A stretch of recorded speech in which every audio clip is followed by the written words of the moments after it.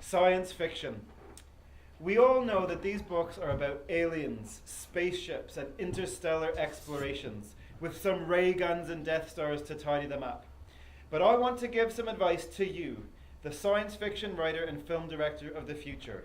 Please help me out with this, and I promise you that your stories and films will be even more popular than ever before.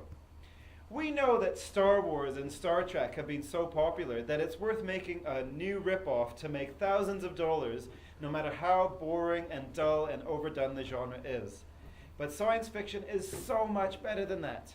Here is my advice to you, my friendly science fiction writer. Based on reading H.G. Wells' The Time Machine and Filmer, I can assure you that science fiction does not need high-tech gadgets to be awesome reading. The Time Machine is all about suspense. What the author doesn't say about the aliens of the future is more scary and more amazing to imagine than what he could have said. The main character travels forward in time in a gadget with moving levers and a steam engine.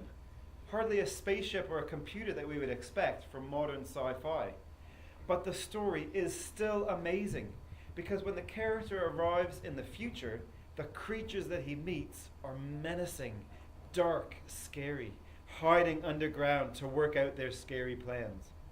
So, when our time traveler starts to dig into the mysteries of the science fiction world, all he can find is an evil and lurking presence behind the rather mundane and normal sunny existence the people of the future are living. This was terrifying to read, but it also makes me, the reader, think about how alien creatures can evolve in different ways. They don't need to be little Martians with goggly ears. Filmer, another short story, was even more interesting because it was about a scary and realistic innovation at the time. Now keep in mind, this is the start of the 1900s. Get this, this is the really terrifying scientific innovation of the future. The invention of the flying machine. Now this is what I think that science fiction should be about. So sci-fi writers, please write about the scientific advances that could happen in my lifetime.